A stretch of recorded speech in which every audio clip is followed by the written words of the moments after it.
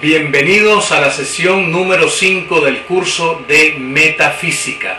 El tema que vamos a abordar a partir de esta sesión, que vamos a continuarla con la número 6 y 7, es sobre el hombre, Dios y el mundo. Los tres más importantes temas estudiados por la metafísica occidental han sido siempre estos tres temas: el hombre, Dios y el mundo.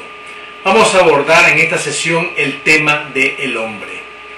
Al estudiar al hombre, la ciencia metafísica lo considera desde todas las perspectivas de su naturaleza.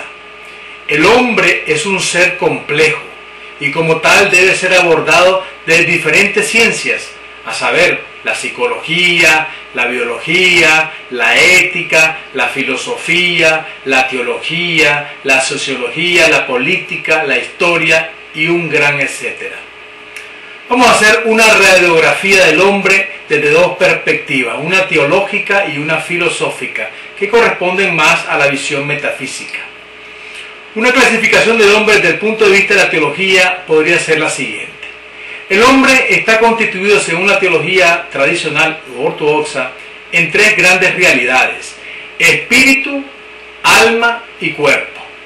El espíritu se refiere, por supuesto, a la dimensión espiritual, el alma a la dimensión racional y el cuerpo a la dimensión material. Vamos a ir abordando una por una. ¿Qué es el espíritu? Según San Agustín, el hombre fue creado a imagen y semejanza de Dios, que es espíritu, en lo que se refiere solamente a su alma. La naturaleza del alma, según él, es espiritual, lo que la hace capaz de recibir la adopción filial por parte de Dios. Y usa un término en latín que dice así: capax Dei, o sea, capaz de Dios. Por otro lado, también el alma humana es inmortal, es decir, nunca muere. Del momento que nace con un cuerpo, ya tiene las prerrogativas de la inmortalidad. El alma de los animales y de las plantas, en cambio, no es espiritual, por lo que perecen tan pronto mueren sus respectivas corporidades individuales. Vamos ahora a abordar el tema del alma. Según Aristóteles, el alma humana es la forma sustancial del cuerpo. Es inmortal y llega incluso a decir que es una especie de chispa divina que sobrevive a la muerte del cuerpo. Fíjense bien, los griegos creen en la inmortalidad del alma. Algunos, como Descartes, han definido el alma como fundamentalmente racional. El alma racional, para todos estos grandes seguidores del pensador francés Descartes, tiene las funciones propias del conocimiento de orden intelectual. De ahí proviene lo que se conoce como vida intelectual, ¿verdad?, que es algo muy distinto a la vida del espíritu o vida espiritual. Por último, tenemos el cuerpo humano, esta realidad individual, corpórea, material, ¿verdad?, que tenemos que estudiarla, saber qué es. En la mentalidad de Platón, del filósofo griego del siglo IV a.C., el cuerpo llegó a ser la cárcel del alma. Solo el alma racional, ubicada en la cabeza, tenía las prerrogativas de la inmortalidad. Habían otras almas, que era la del pecho y la del vientre, que era la irascible, la concupiscible, que morían con el cuerpo. El cuerpo humano es mortal y es la base o el fundamento de la vida en el tiempo y en el espacio en este mundo. Eso lo sabemos todos por propia experiencia. La vida corporal tiene una enorme importancia para la vida del alma y del espíritu. Forman en el tiempo y en el espacio una integridad y no una instrumentalidad a como antiguamente se creyó.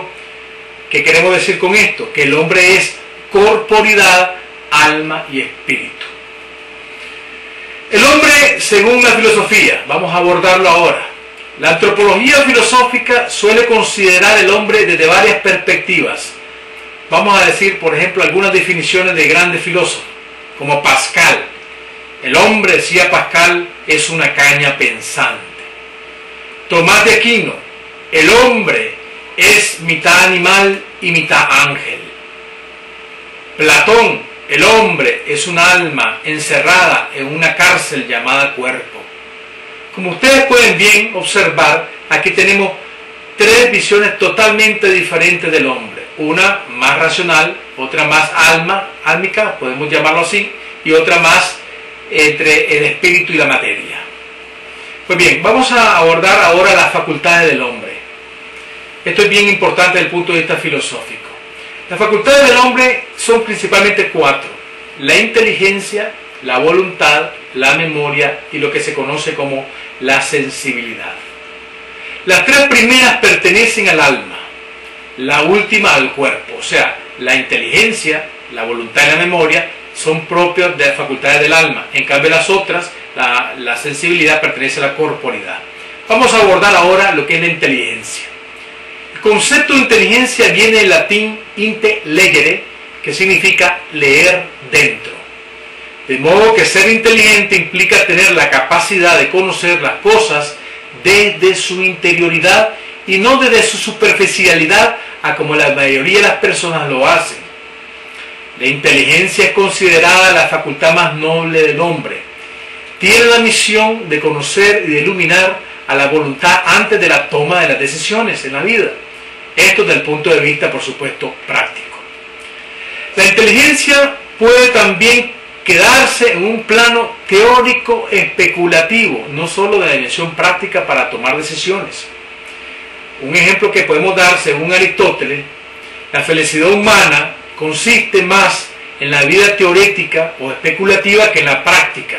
Y esto le explica el por qué. Porque este tipo de vida, dice Aristóteles, es más acorde a la facultad más noble de su naturaleza, a saber, la inteligencia. Imagínense ustedes esta gran aserción del filósofo griego, que la vida teorética es la vida feliz del hombre, porque está acorde a la facultad más noble, que es su inteligencia. En segundo lugar tenemos la voluntad. La voluntad es la facultad apetitiva que busca el bien o su apetencia para satisfacer uno o varios deseos según los casos. Junto con la inteligencia conforman en el hombre lo que se conoce como el libre albedrío. Una decisión nunca debe tomarse solamente por instinto, deseo o ganas. Es necesario también consultar a la razón o a la inteligencia sobre lo que se va a hacer antes de tomar una decisión determinada. Por eso que el libre albedrío es la libertad. Libertad implica juicio, deliberación, decisión y determinación. Si queremos ser libres, vamos a ser libres en la medida que sepamos usar la razón y tengamos una voluntad suficientemente fuerte para cumplir lo que la razón nos indica. Ahora bien, ¿qué relación tiene la inteligencia con la voluntad? Esto es una cosa bien interesante. En el hombre tanto la inteligencia como la voluntad nunca trabajan separadas. La inteligencia está en función de la verdad. La voluntad, en cambio, está en función del bien. De modo que la verdad y el bien, fíjense bien, como trascendentales del ente, son los objetos propios de la inteligencia y de la voluntad.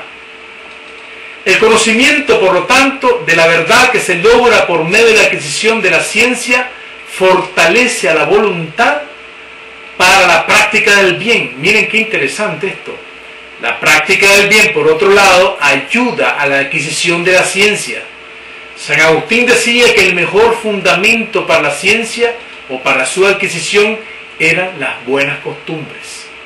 Imagínense qué precioso esto. El conocimiento ayuda a la práctica del bien y al mismo tiempo la práctica del bien ayuda a la adquisición del conocimiento. Vamos en tercer lugar con la tercera facultad, la memoria. La memoria es llamada la archivadora de los recuerdos. Por la memoria es posible la adquisición de la ciencia. Es una potencia que retiene los momentos adquiridos en el presente para garantizar su nueva adquisición en el futuro por medio de lo que conocemos todos como el recuerdo. Esa es la potencia de la memoria. Muy sencilla, pero muy práctica, que es muy distinto a lo que conocemos como memorismo. La memoria sirve principalmente para la adquisición de la ciencia. Vamos ahora a abordar la cuarta parte, la sensibilidad que se refiere a la corporidad humana. Abordemos primero los sentidos externos, la vista, el oído, el gusto, el tacto, el olfato. Los sentidos internos son diferentes, la estimativa, la cogitativa y los sensibles comunes, que en este caso no lo vamos a abordar por falta de tiempo.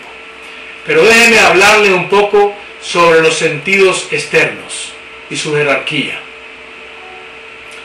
La jerarquía de los sentidos externos. Es muy importante entenderlos porque hay que conocer una forma jerárquica. Las formas diferentes de las sensaciones de nuestros sentidos externos nos dicen mucho sobre la jerarquía de la constitución humana según su naturaleza. La jerarquización se produce cuando las sensaciones se producen con o sin intermediario entre el sentido y las cosas sentidas. Vamos a explicar esto un poco mejor. Las formas jerárquicas de la sensación. En primer lugar tenemos la visión, que con su sentido del ojo ve a través de la luz las cosas, un paisaje por ejemplo. En segundo lugar tenemos la audición, por medio del sentido del oído, que tiene como medio para escuchar las vibraciones el sonido. En tercer lugar tenemos el olfato, con el sentido de la nariz, que es los gases, lo que huele, que son las cosas olorosas.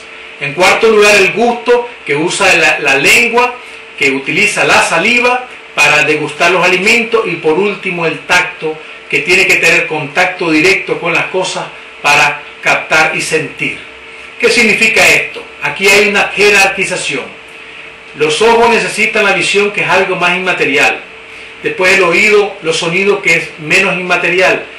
Después la nariz, que es los olores, menos inmaterial, más material. Y por último, por el siguiente, la lengua usa la saliva, que es más material y menos inmaterial. Y por último, el sentido del tacto, que es más material porque necesita las cosas, contactarlas para ser sentidas. Esto nos da mucha luz para sentir que hay una inmaterialización en el proceso de la sensación del ser humano, desde la vista hasta el tacto. Hasta aquí la sesión número 5. Muchas gracias.